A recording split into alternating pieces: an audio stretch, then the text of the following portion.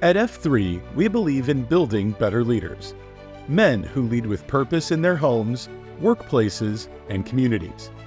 Our QSource is your guide to this journey.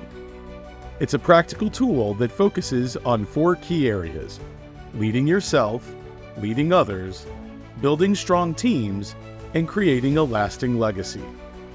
Whether you're looking to improve your personal habits, strengthen your influence, or leave a meaningful impact, the QSource provides actionable principles to help you lead right and live right. Join us in transforming leadership one step at a time. Equipping. QSource Chapter 4.7, read by Koala. Matching a team's members to its mission. Teamwork is a cocktail of concerted effort. Teamwork is combined action that is efficient and potent. It requires proficient performance by each member of the tasks that are essential to the team's mission.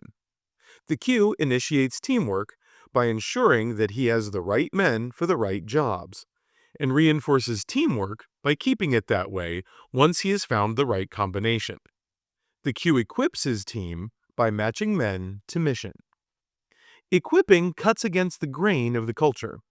Where Goo Nation would have us work to improve our weaknesses and get out of our comfort zones, equipping requires a man to side-source them and focus his energy primarily on his strengths for the betterment of the team.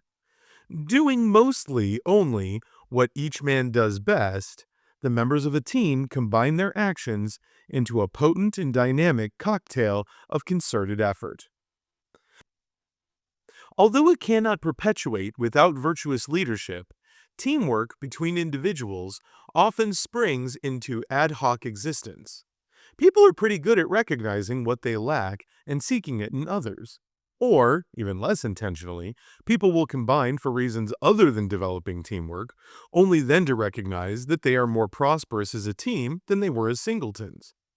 Marriages are like that in both ways. Men and women know that they need each other and are biologically driven to seek out a partner. Then, if the relationship works, it perpetuates, at least until it enters a season of discontent. That's when leadership becomes necessary. Having come together by accident, an unled team will likely disintegrate by accident when tough sledding requires the members to give more to the team than they feel like they are getting from it as individuals. Whether it's a marriage or a business partnership, accidental teamwork must be reinforced by deliberate leadership or it will die. The Q makes changes in the team's membership to promote teamwork. The Q's first step to equip his team is to determine all of the tasks that it will need to perform in order to accomplish its mission. From there, he sorts out the mission essential tasks, the things that absolutely and positively must happen for the mission to succeed. The other tasks may be important aids to mission performance, but they should never take precedence over the METs. If, for example, the team's mission is to conduct an armed robbery of a bank in order to steal the money, the Q would likely identify at least 4 METs. Number 1, planning and directing the robbery. 2, subduing the bank customers and security guards. 3, safecracking. And 4, driving the getaway car. Planning and directing, subduing, safecracking, and driving are the METs, the things that absolutely must be done right for the robbery to succeed. Buying stockings to pull over their heads during the robbery would also be a task, maybe even an important task, particularly to the team members who don't want to go to jail. But it's not an MET because the robbery can still be successfully accomplished without the masks. Once the Q has identified all of the team's tasks and sifted out the METs that must be moved to the top of the list, he is ready for the second step of equipping, which is to recruit and/or train the men required to perform the mission essential tasks. Within the framework of our bank robbery example, this would require the Q to recognize that planning, directing, subduing, safecracking, and driving require 4 different skill sets, which must be performed more or less simultaneously. The Q recruits 4 separate men to do them. If 4 proficient men are not available, He recruits the willing and trains them to proficiency. Each MET will require excellent individual performance for the mission to be jointly accomplished. Without planning and direction, the team's efforts will be disjointed and impotent. If the bank's customers and guards are left free to roam, they might impede the robbery by direct action or by calling the police. If the safe is not cracked, the money will stay safe from their grasping hands. If the driver is incompetent, the crew won't be able to escape with their loot. The queue's final step in equipping is to make necessary changes in membership to correct misalignment with task. If it turns out that the man the queue recruited to drive is myopic, but calm and highly skilled with firearms, while the man recruited to subdue is way too jumpy for a job like that, the queue is quick to fire his subduer and replace him with his driver. While that means he will need a new driver, teamwork will suffer far more from the misalignment if the queue doesn't take action.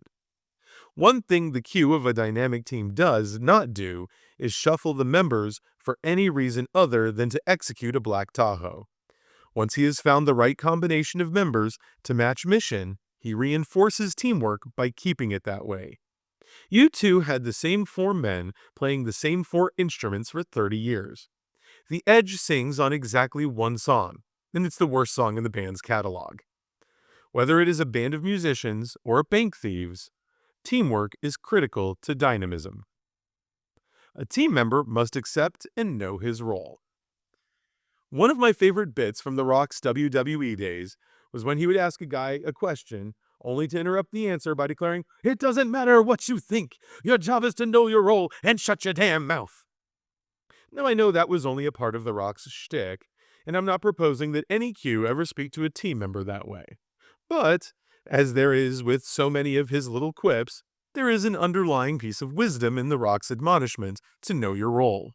If a man doesn't know his role within the team's mission, how can he possibly expect to perform it?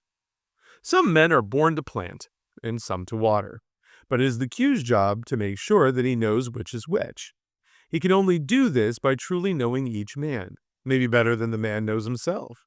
That is why a team requires proximity between its members, so that the Q can build trust within the team and observe its members under hardship. Only then will he know what each member is capable of and what role he is best suited to perform for the team to prosper. There are abundant tools that can help identify a man's optimal role, like StrengthsFinder and Myers-Briggs, and the Q should avail himself of any that he believes are effective.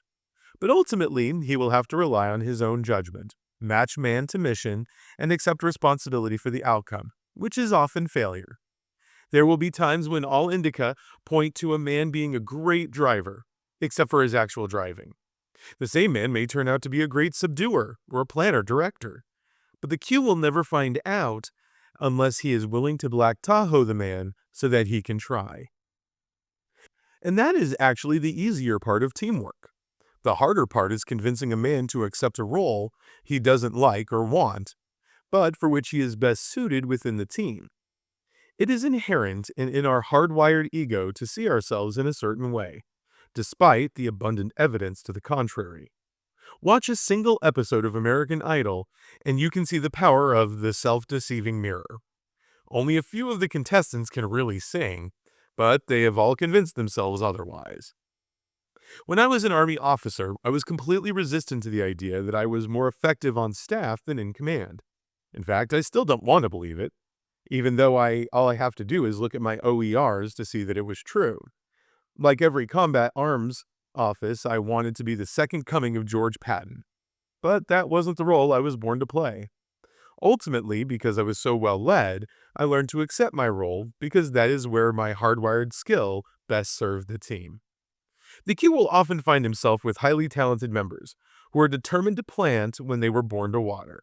For the team to be dynamic, he must learn how to persuade such men to subordinate their will to the prosperity of the team. If they won't, the Q must be willing to Black Tahoe them off the team and replace them with another man who is more willing to adapt, even if he is less talented to perform.